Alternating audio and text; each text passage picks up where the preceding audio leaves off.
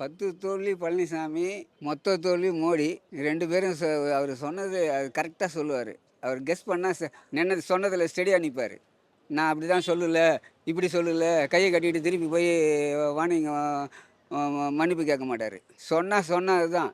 அதில எந்த மாற்றமும் கிடையாது. அதனால தான் அவர நாங்க தலைவரா ஏத்துருக்கோம். அவுட் ஆஃப் கண்ட்ரோல் தான். வெள்ளைக்காரன் காலத்துல இருந்தே தமிழ்நாட எவனுமே பிடிக்க முடியல இதுவரைக்கும். நம்மளுடைய கலாச்சாரம், கொள்கை வேற. அவங்களுடைய கலாச்சாரம், கொள்கை வேற. இதே மோடி நம்ம கலாச்சாரத்திலயும், நம்ம சுதந்திரத்திலயும், நம்ம சந்தோஷத்திலயும் தலையிடாம, அவங்க பாட்டுக்கு அவங்க வேலைய பார்த்தாங்கன்னா, அவங்கள இப்ப இருக்கிற அணில் குஞ்செல்லாம் ஆதரிக்கிறதுக்கு வாய்ப்பு இருக்கு. மத்தபடி நம்மள நீ ஆடு வெட்டக்கூடாது, கோழி வெட்டக்கூடாது, நீட்டு படிக்கணும், அதை படிக்கணும், இதை படிக்கணும், படிக்கக்கூடாது, இப்படிலாம் சொன்னால் தமிழ்நாட்டில் அவங்களுக்கு எந்த காலத்துலையும் தலை எடுக்க முடியாது. எலெக்ஷன் வந்தால் ஓடி வந்துடுவார். தமிழ்நாட்டுக்கு பாசம் பொத்துக்கிட்டு வரும். திருவள்ளுவர் புகழ்ந்து பேசுவார். அவன் வானலாவே வெளிநாட்டில் போய் தமிழ்நாட்டை பற்றி பெருமையாக பேசுவார். எல்லாம் பண்ணுவார்.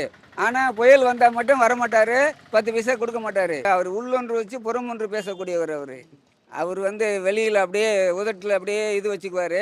உள்ளத்தில் தமிழ்நாட்டை பழி வாங்கணும், நமக்கு ஓட்டு போட மாட்டேங்கிறாங்க, இவங்களை காலி பண்ணணுன்னு தான் அவருக்கு மனசில் வருத்தம் இருக்கும். முரட்டு அடிமைங்கிறத விட காண்டாமல் இருக்க மாடி. முரட்டு அடிமைன்னா பின்ன என்ன, டேபிளுக்கு சேர் கடியில் போய் பதவி வாங்கிக்கிட்டு இப்போ இருக்கிற கேஸு, கொடநாடு கேஸு, அந்த கேஸு, அவர் சம்மந்தி எடுத்த கான்ட்ராக்ட் ஊழல், இது எல்லாம் மோடி கையில் ஃபைல் இருக்குது. அவரு ஏதோ நம்ம ஜெயிக்க போகிறது இல்லை, வாய்க்கு வந்ததெல்லாம் வச்சு உடச்சி விடுவோம், என்ன ஆனாலும் அவுத்து விடுவோம் அப்படின்னு விட்டுக்கிட்டு இருக்காரு கதை. அதனால் அவர் கதையெல்லாம் மக்கள் எப்போ அவர் காலாவதி ஆகிப்போச்சு. இலையே காணாமல் போய் ரொம்ப வருஷம் ஆகிப்போச்சு.